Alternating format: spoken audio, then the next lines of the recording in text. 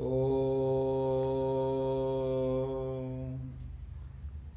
असतो मा सद्गमय तमसो मा ज्योतिर्गमय मृत्योर्मा अमृतं गमय। ओम शांति शांति शांति।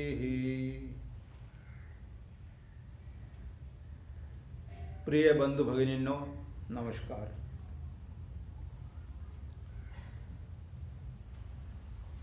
मागच्या क्लासमध्ये आपण राजयोगाची भूमिका बघितली की राजयोग कसा वैज्ञानिक आहे, वैज्ञानिक दृष्टिकोनावरती आधारलेला आहे, ज्यासाठी बाहेरच्या कशाचीही गरज नाही, बाहेरची कोणतीही मदत घेण्याची गरज नाही आणि आपण आपल्या जीवनामध्ये तो दाखवू शकतो, प्रात्यक्षिक करून दाखवू शकतो। त्याच्यामुळे कोण्याही व्यक्तीवर अवलंबून राहणं किंवा मेल्यानंतर कुठेतरी स्वर्गात गेल्यानंतर काहीतरी आपल्याला प्राप्त होईल या आशेवर आयुष्यभर बसून राहणं, वाट बघत राहणं, या सगळ्यांची काहीही गरज नाही।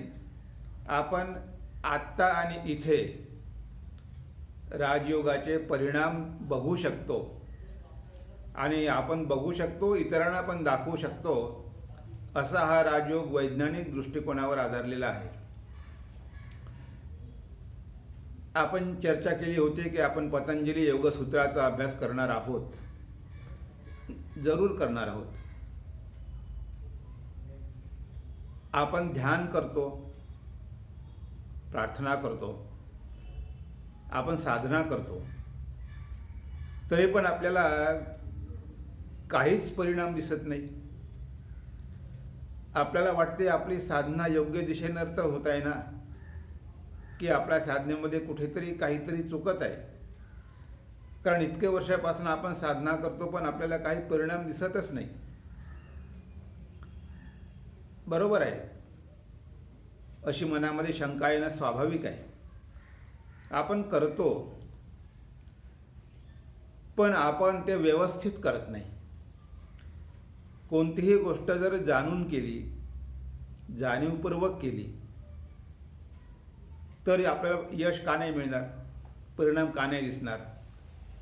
म्हणून आपण त्याला म्हणतो कौशल, कौशलम।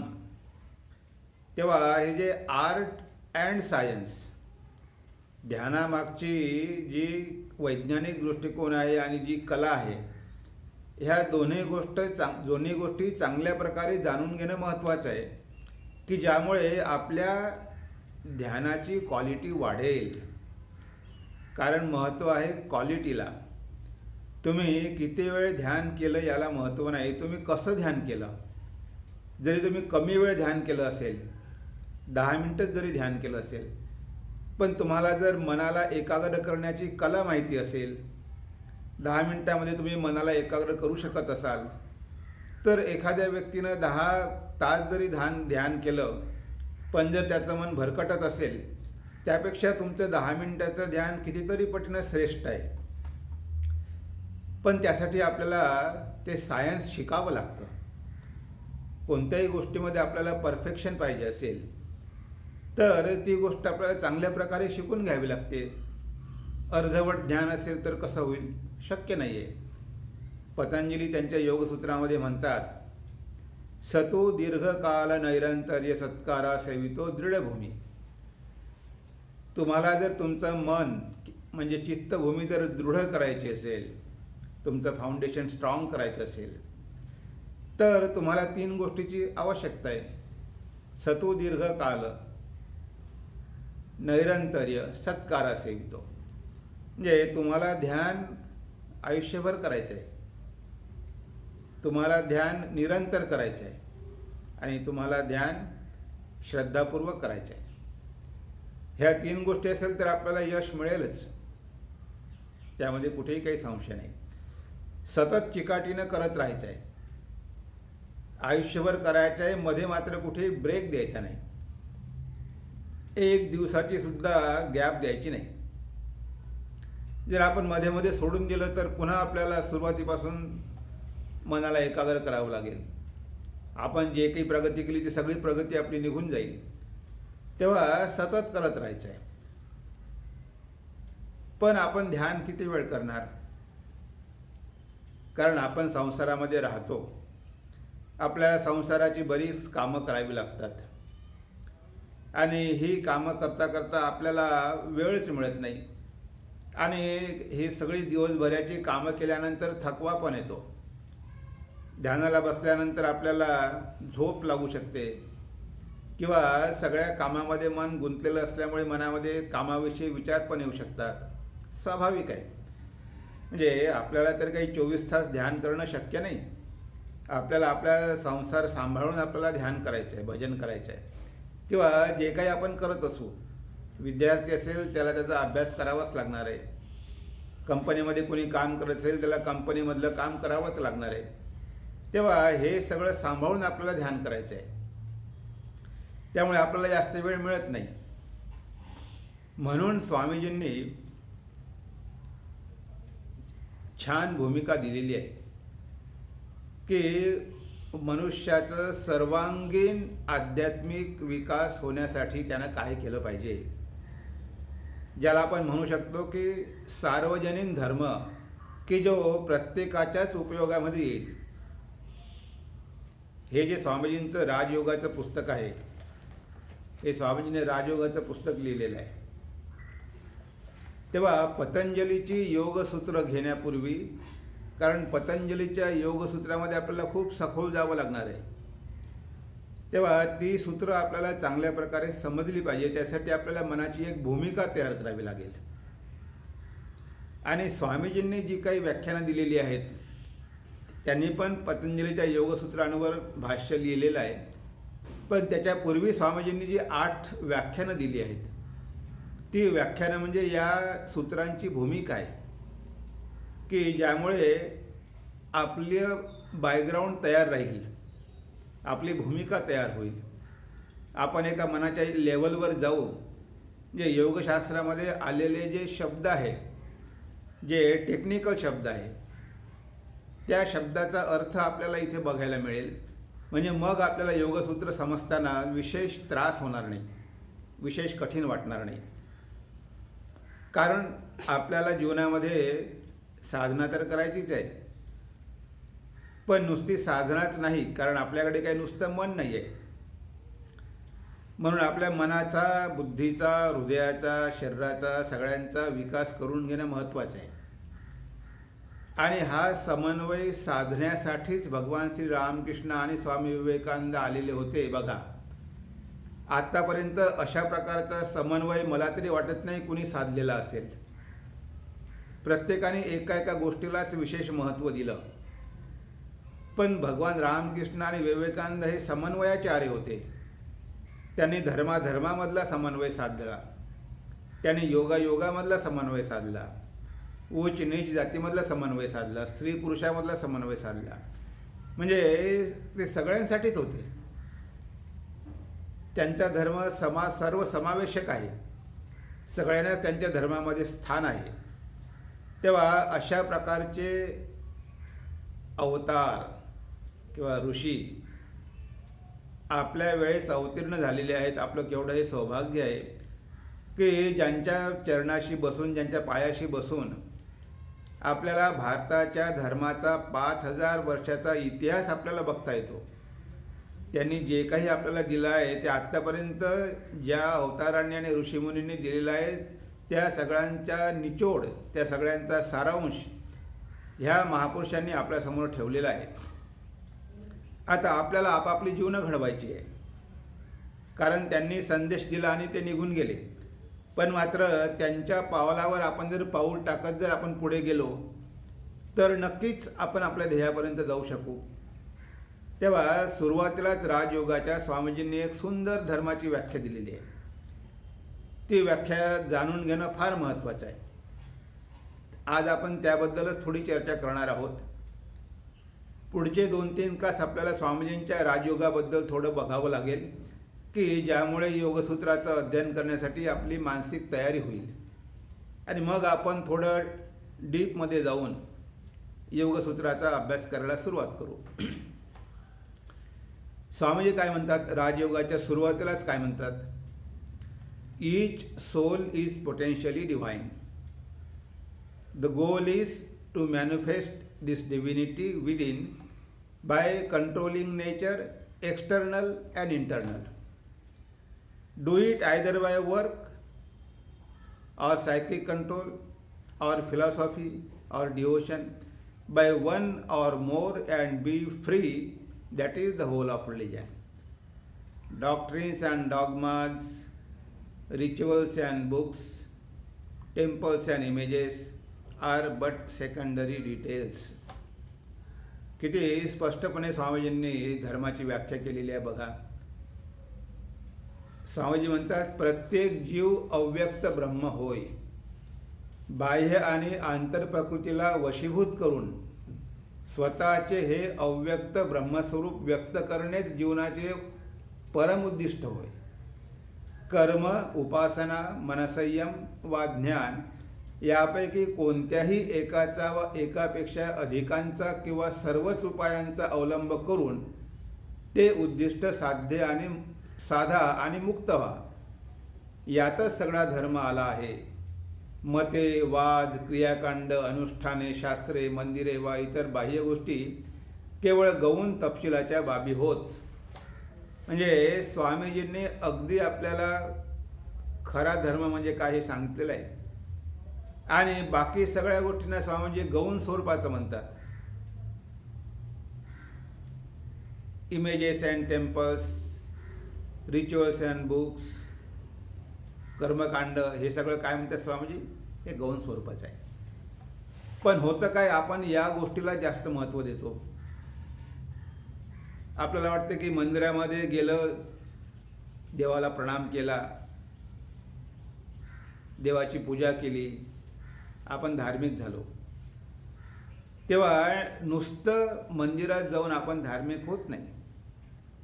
आपण आयुष्यभर मंदिरात गेलेलो असू पण आपल्यामध्ये काहीही परिवर्तन घडलं नसेल तर आपण कसले धार्मिक.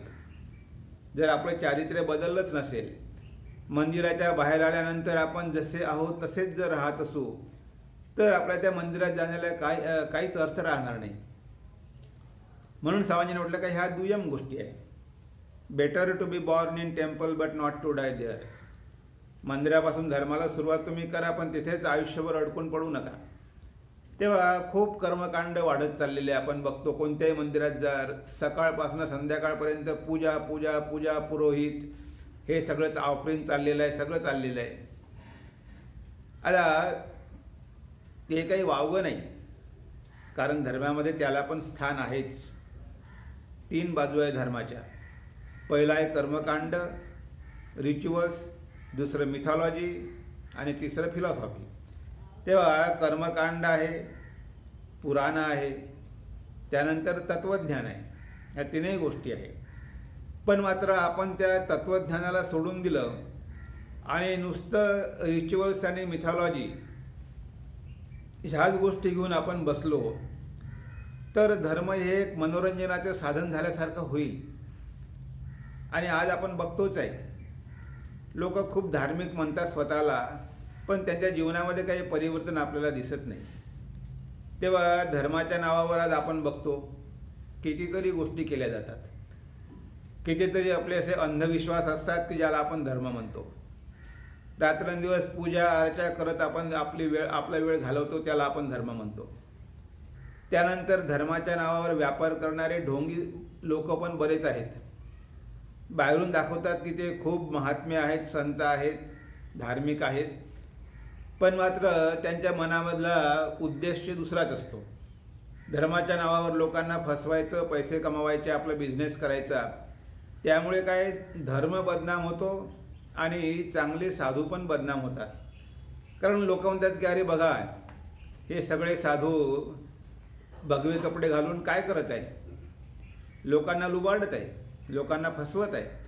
म्हणजे अशा प्रकारे लोकांचा देवावरचा, धर्मावरचा, साधूंवरचा विश्वासच निघून जातो.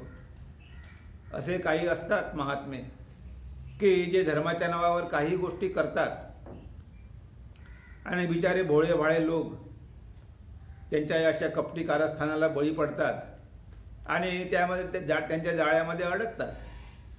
तेव्हा हाही काही खरा धर्म नव्हे. खरा धर्म दाखवण्यासाठीच तर भगवान श्री रामकृष्ण आले होते. ते सुद्धा पुजारी होते आणि त्यांनी दाखवून दिलं की कशाप्रकारे पूजा केली पाहिजे, कशाप्रकारे देवाला आळवलं पाहिजे, कशाप्रकारे आपण व्याकुळ होऊन देवाला प्रार्थना केली पाहिजे. एक पुजारी असून त्याने दाखवून दिलं की कशाप्रकारे आपण आध्यात्मिक जीवनामध्ये साधना केल्या पाहिजे. हे सगळं त्यांनी जीवनामध्ये आपल्याला दाखवून दिलेलं आहे. तेव्हा इथे स्वामीजी काय म्हणतात की पहिली गोष्ट म्हणजे आपल्या जीवनाचं ध्येय काय. Each soul is potentially divine. प्रत्येक जीव हा अव्यक्त ब्रह्म आहे. आपलं स्वरूप काय आहे. आज आपण स्वतःला विसरूनच गेलेलो आहोत.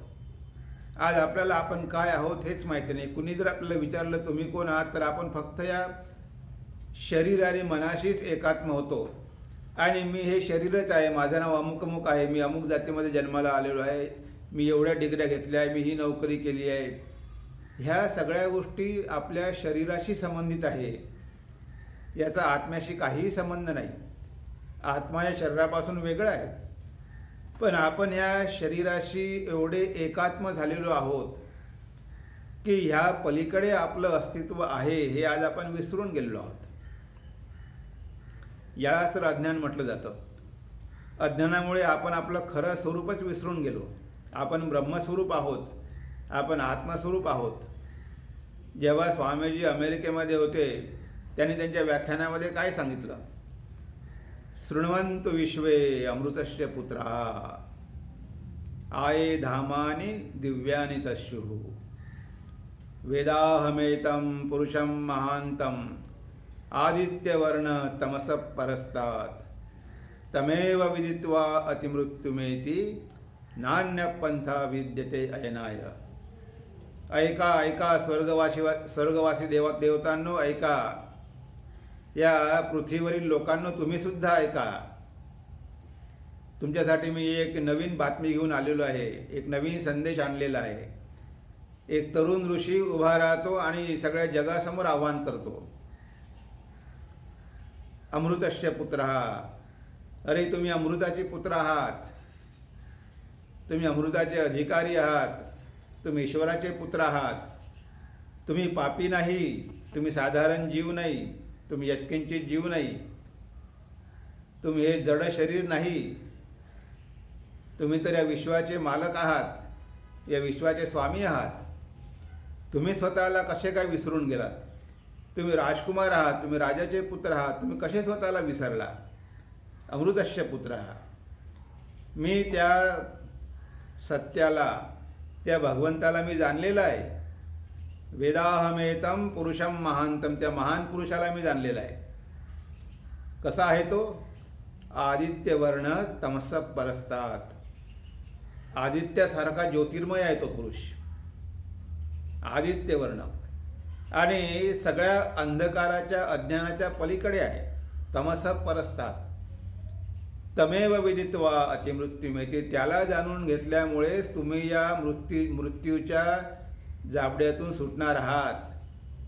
तुम्हाला जर या मृत्यूच्या जबड्यामधून बाहेर पडायचं असेल, हा जन्ममृत्यूचा चक्कर तुम्हाला जर थांबवायचा असेल, तर एकमात्र उपाय आहे.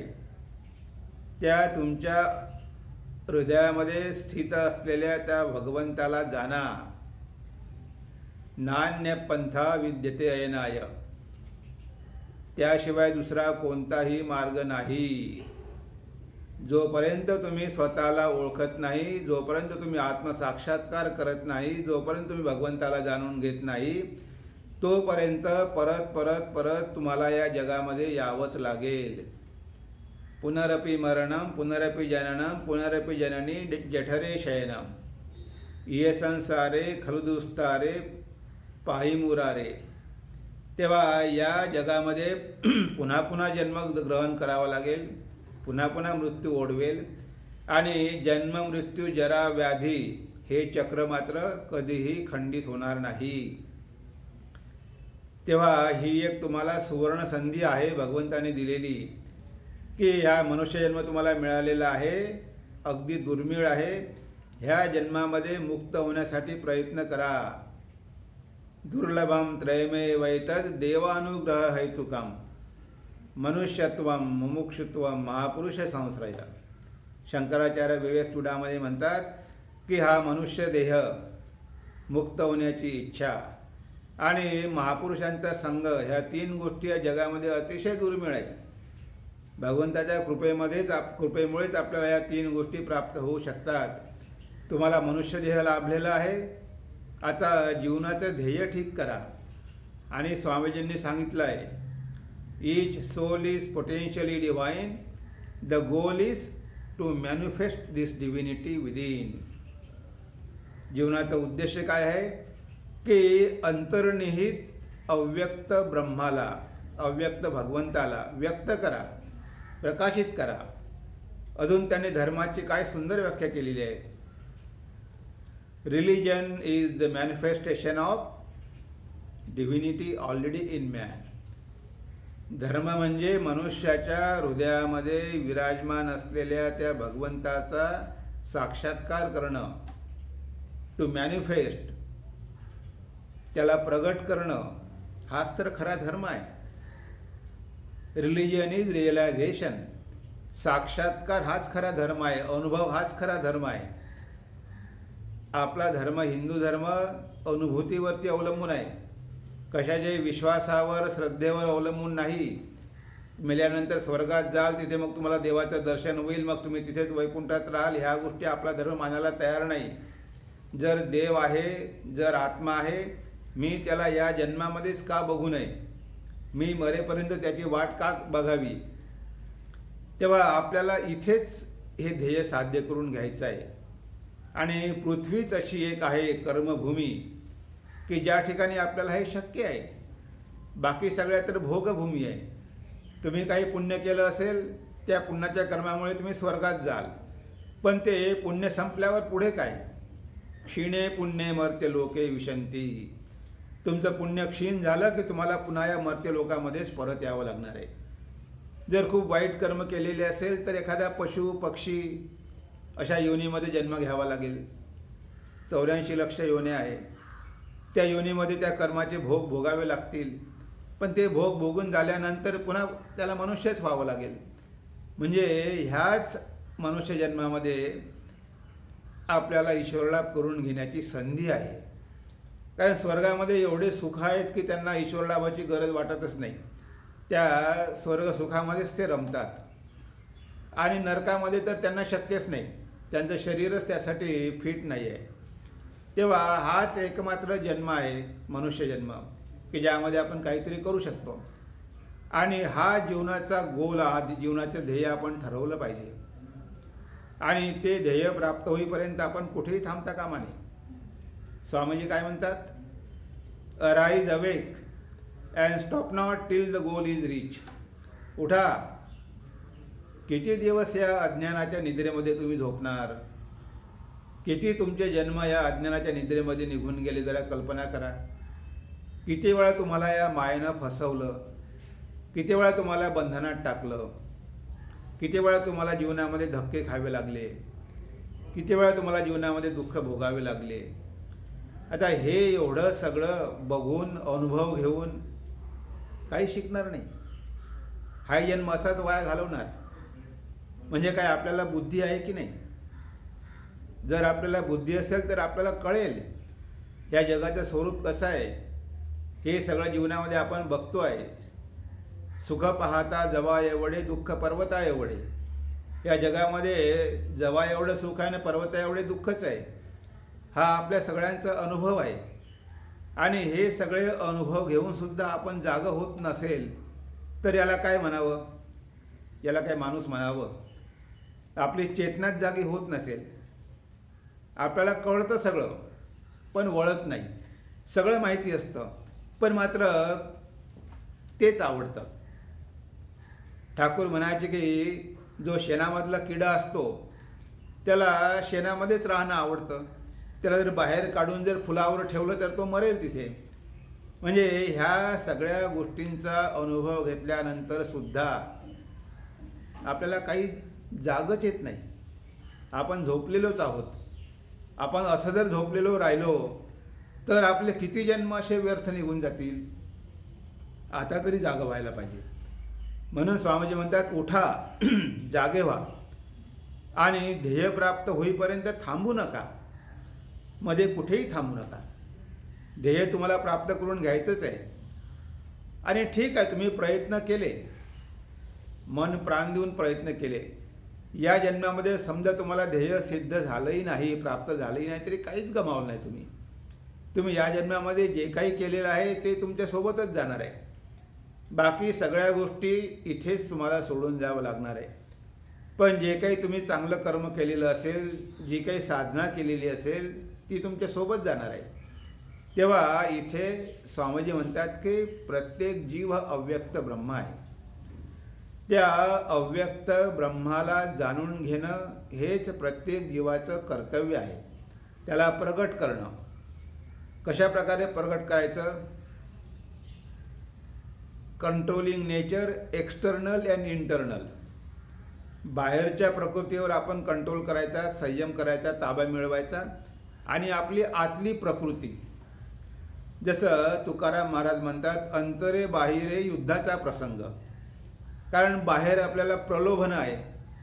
या जगामध्ये कितीतरी प्रकारचे प्रलोभन आहे, कितीतरी प्रकारचे इंद्रियाचे विषय आहे आणि मन त्याकडे धावत असते. तेव्हा बाहेरचं जग आहे, बाहेर इतके विषय आहे, लोक आहे, काय काय आकर्षण आहे, कितीतरी अशा चांगल्या चांगल्या गोष्टी आहेत की ज्या आपल्या मनाला भुरळ पाडतात. आणि आतमध्ये आपले संस्कार आहे, आपलं मन आहे. तेव्हा ह्या दोन्ही गोष्टीवर आपल्याला जय मिळवायचा आहे. Controlling nature external and internal. म्हणजे दोन्ही प्रकारच्या प्रकृतीवर आपल्याला विजय मिळवायचा आहे. बाह्य प्रकृती आणि आंतर प्रकृती. आतमध्ये मन आहे, बाहेर हे जग आहे. आणि या दोघांशी आपल्याला संघर्ष करायचा आहे. जीवन म्हणजे काय? एक युद्धभूमी आहे. ह्या जगामध्ये आपण युद्ध करण्यासाठी आलेलो आहोत. स्वामी विवेकानंद काय म्हणतात? This world is like a gymnasium. We come here to make our self strong. हे जग म्हणजे एक व्यायामशाळा आहे आणि इथे आपण स्वतःला सुदृढ करण्यासाठी आलेलो आहोत. हे आपण विसरून चालता कामा नये. हे आपलं काही कायमचं राहण्याचं ठिकाण नाही. भगवान श्रीरामकृष्ण सुंदर गाणं म्हणायचे. आणि स्वामीजींनी सुद्धा जेव्हा पहिल्यांदा ठाकूरांकडे आले तेव्हा हेच गाणं म्हटलं, चलो मन निज निकेतने संसार विदेशे विदेशीर वेशे भ्रमो क्यानो अकारणे. अरे मना, स्वतःच्या घरी चल. इथे ह्या परदेशामध्ये परदेशियांचा वेश धारण करून तू काय इथे विसरलास? चलो मन निज निकेतने. स्वतःचं घर तर तिथे आहे, आत्म्यामध्ये आहे. या संसार काही तुझं स्वतःचं कायमचं घर नाही. काही दिवसाकरता तू इथे आलेला आहेस, पण तू मात्र विसरून गेला स्वतःचं घर आणि इथेच रमला. तेव्हा हे जीवनाचं ध्येय जाणून घेणं, संसारामध्ये राहून ह्या जीवनाच्या ध्येयाला प्राप्त करणं, हे आपलं कर्तव्य आहे. हाच आपला एकमात्र उद्देश आहे, मनुष्य जन्माचा उद्देश आहे. आता ते कसं करायचं? इथे स्वामीजी म्हणतात की पहिली गोष्ट म्हणजे आपल्याला प्रकृतीवर जय मिळवायचा आहे. आंतरिक प्रकृती, बाह्य प्रकृती. आता तो जय कशा प्रकारे मिळवायचा? कारण आपल्याकडे शरीर आहे, आपल्याकडे 4 साधनं आहेत. तेव्हा 4ही फॅकल्टीचा आपण समतोल विकास केला पाहिजे. आणि तो विकास करण्यासाठी आपल्याकडे भरपूर मार्गदर्शन आहे. जर आपण स्वामीजींचा रामकृष्ण मठाचा जर एम्ब्लम बघितला, स्वामीजींनी स्वतः तो एम्ब्लम बनवलेला आहे. तुम्हाला दिसेल की असा गोल साप आहे. तो गोल साप काय आहे? राजयोगाचा सिम्बॉल आहे. ते राजयोगाचं चिन्ह आहे. कारण ती कुंडलिनी शक्ती आहे. आपल्याला ध्यानयोगाचा राजयोगाचा अभ्यास करून त्या सुप्त कुंडलिनी शक्तीला जाग करायचं आहे. ती जेव्हा कुंडलिनी शक्ती जेव्हा सहस्रार शिवाशी ते एक होईल तेव्हा समाधी लागेल आणि मनुष्य मुक्त होईल. तेव्हा तो राजयोग आहे. त्यामध्ये तुम्हाला कमळ दिसेल. ते कमळ आहे भक्तीचं प्रतीक. कारण आपल्याला हृदय आहे, तेव्हा या हृदयाचा विकास करायला पाहिजे. आपलं हृदय शुष्क राहून चालणार नाही. तेव्हा हृदयामध्ये भगवंत आहे, तेव्हा भगवंतावर प्रेम करायला शिकलं पाहिजे. भगवंतावर प्रेम करणं म्हणजेच भक्तियोग. त्यानंतर उगवता सूर्य आहे, ते प्रतीक आहे ज्ञानाचं. आपल्याकडे उपनिषद आहे, वेदांत आहे, श्रवण मनन निधिध्यासन करायचं आहे, ही साधना आहे. तर हे सगळं विवेक विचाराचा मार्ग आहे. आणि या ज्ञानयोगाच्या मार्गाने सुद्धा आपण आपल्या ध्येयापर्यंत जाऊ शकतो. कारण आपल्याकडे बुद्धी आहे. भगवंताने आपल्याला बुद्धी दिलेली आहे, त्या बुद्धीचा वापर करायला पाहिजे. तेव्हा बुद्धीचा वापर करून ज्ञानयोगाचा अभ्यास करायचा. हृदय डेव्हलप करण्यासाठी, हृदयामध्ये चांगल्या भावना निर्माण करण्यासाठी, हृदयामध्ये भगवंताविषयी भक्ती निर्माण करण्यासाठी आपण भक्तियोगाचा अभ्यास केला पाहिजे. आपल्याकडे शरीर आहे, आपण दिवसभर चूप बसू शकत नाही. काम करायचं आहे, कर्म करावंच लागणार आहे. कर्म केल्याशिवाय आपण एक क्षणसुद्धा राहू शकत नाही. नहि कश्चित क्षणमपि जातो तिष्ठत्य अकर्मकृत. भगवान म्हणतात की कर्म केल्याशिवाय आपला एक क्षणसुद्धा जाऊ शकत नाही. कर्म सतत करावेच लागणार आहे. तेव्हा कर्म करा, पण जाणून कर्म करा. योगः कर्मसु कौशलम. कर्माचं रहस्य, कर्माचं कौशल शिकून घ्या. मग हे कर्म तुम्हाला बंधनकारक ठरणार नाही. जे कर्म तुम्हाला बांधू शकते तेच कर्म तुम्हाला मुक्त करेल. Work is worship. त्या भावनेने जर तुम्ही प्रत्येक कर्म केलं, शिवभावे जीवसेवा, सगळ्यामध्ये भगवंताला बघून जर कर्म केलं तर ते कर्मच तुमचा कर्मयोग होईल, एक साधना होईल. आणि आपल्याकडे मन आहे, आपलं मन अतिशय चंचल आहे. हे मन नेहमी भरकटत असतं. त्या मनावर संयम करणं सुद्धा आवश्यक आहे. त्याला कुठेतरी अंकुश लावणं गरजेचं आहे. त्यासाठी राजयोग आहे. तेव्हा आपण ह्या चारही फॅकल्टींचा वापर करावा. त्यामुळे आपल्याला ध्येयापर्यंत पोचायला उशीर लागणार नाही. आपण स्वामी म्हणतो कोणत्या एका मार्गाचा अवलंब करून सुद्धा आपण पोहोचू शकतो, किंवा चारही योगांचा समन्वय करून सुद्धा आपण पोहोचू शकतो. आणि प्रत्येकाची मानसिकता वेगवेगळी असते. कोणी खूप इमोशनल असतो, तर कोणी खूप बुद्धिवादी असतो. कोणी खूप ॲक्टिव्ह असतो, त्याला खूप कर्म करणं आवडतं. तर कोणी कॉन्टेम्प्लेटिव्ह शांतपणे बसणं आवडतं. तेव्हा वेगवेगळ्या प्रकृती असतात. या जगामध्ये वेगवेगळ्या प्रकारचे लोक असतात, वेगवेगळ्या मेंटॅलिटी असतात, वेगवेगळ्या मानसिकता असतात. तेव्हा सगळ्यांसाठीच काहीतरी पाहिजे. आणि ह्या चारहीमध्ये परफेक्शन प्राप्त करून घेणं हा खरा जीवनाचा उद्देश आहे. आणि त्यामध्ये हंस आहे. तो हंस जो आहे ते आहे आपल्या स्वरूपाचं चिन्ह, प्रतीक, आत्म्याचं प्रतीक. त्या चारही योगाचा समन्वय करून, त्याचा अभ्यास करून तुमच्या हृदयस्थ आत्म्याला जाणून घ्या. तो हंस आतमध्ये आहे. तन्नो हंस प्रचोदयात. तो परमहंस किंवा तो हंस म्हणजेच आपलं खरं स्वरूप आहे. त्या खऱ्या स्वरूपाला जाणून घेण्यासाठी चारही योगांचा समन्वय करा. हा आजच्या युगाचा आदर्श आहे. कारण आपण तर रात्रंदिवस ध्यान करू शकणार नाही. आपण काय 2 तास ध्यान करू. त्या ध्यानाची क्वालिटीसुद्धा आपली चांगली पाहिजे. म्हणून राजयोगाचा अभ्यास करणं आवश्यक आहे. त्याशिवाय मन कंट्रोलमध्ये येणार नाही. पतंजलीच्या योगसूत्रांचा अभ्यास करणं आवश्यक आहे. ते आपण करणारच आहोत, ते बघणारच आहोत. पण त्यासोबत ह्या 3 फॅकल्टीसुद्धा आपण डेव्हलप करायला पाहिजे. म्हणून कर्मयोग, भक्तियोग, राजयोग आणि ज्ञानयोग ह्या चारही योगांचा समन्वय साधायचा. चारही योगांचा चांगला अभ्यास करायचा आणि त्यानुसार आपलं परिपूर्ण आध्यात्मिक व्यक्तिमत्व विकसित करण्याचा प्रयत्न करायचा. हा आजच्या युगाचा आदर्श आहे. हाच आदर्श स्वामीजींनी आणि ठाकूरांनी आपल्यासमोर ठेवलेला आहे.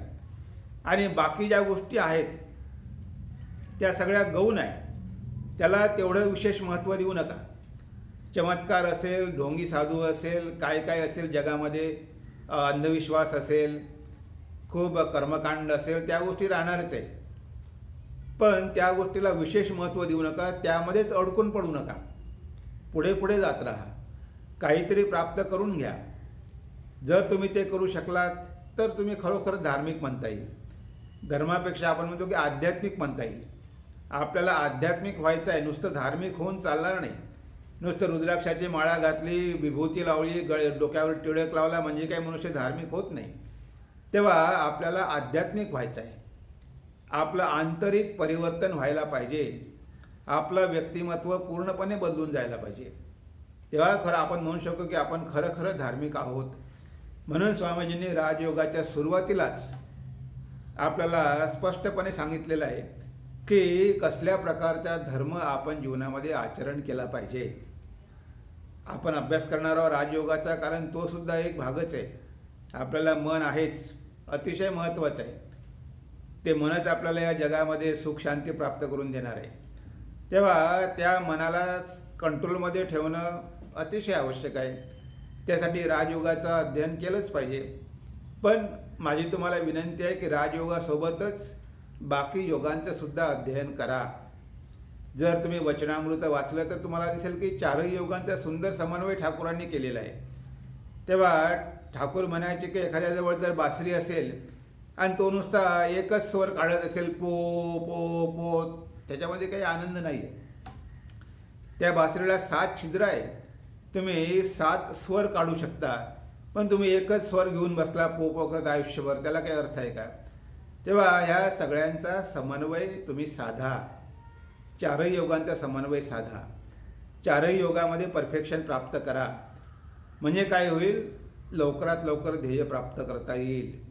आणि म्हणून तर या युगामध्ये भगवान श्री रामकृष्ण आणि विवेकानंदांचं आगमन झालेलं आहे.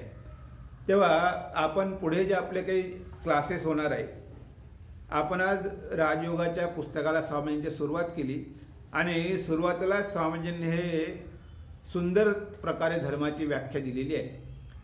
त्या व्याख्येचं विवेचन करणं आवश्यक होतं, त्यावर चर्चा करणं आवश्यक होतं. आणि म्हणून आज आपण स्वामीजींनी जे म्हटलेलं आहे त्याचं थोडक्यात आपण विवेचन केलं. जास्त आपण खोलातमध्ये जाऊ शकलो नाही, कारण वेगवेगळ्या योगाशी काही आपला तेवढा संबंध नाही, कारण आपला विषय राजयोग आहे. तेव्हा आपल्याला राजयोगावरच जास्त भर द्यायचा आहे. आपला विषय राजयोग असल्यामुळे जर पुढे कधी आपल्याला जर वेळ मिळाला तर आपण भक्तियोग, कर्मयोग, ज्ञानयोग वगैरे आपण बघू शकू. पण मात्र आपला विषय राजयोग असल्यामुळे आपण राजयोगावरच फोकस करणार आहोत. तेव्हा राजयोगामध्ये ही सुरुवातीला स्वामीजींनी धर्माची व्याख्या दिलेली आहे. ती व्याख्या बघणं फार आवश्यक होतं, म्हणून आपण ती आज घेतलेली आहे.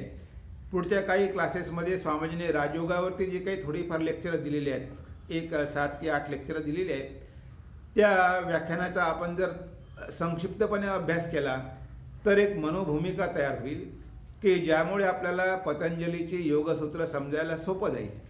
म्हणून पुढच्या एक 3-4 क्लासेसमध्ये आपण स्वामीजींचा राजयोग थोडक्यात बघूया आणि नंतर पतंजलीच्या सूत्राला आपण सुरुवात करू. आज आपण इथेच थांबू. पुन्हा पुढल्या सोमवारी आपण भेटणारच आहोत. ओम सर्वे भवन्तु सुखिनः, सर्वे सन्तु निरामया, सर्वे भद्राणि पश्यन्तु, मा कश्चित् दुःखभाग् भवेत्. ओम शांति शांति शांतिः. हरिः ओम तत्सत्. श्रीरामकृष्णार्पणमस्तु.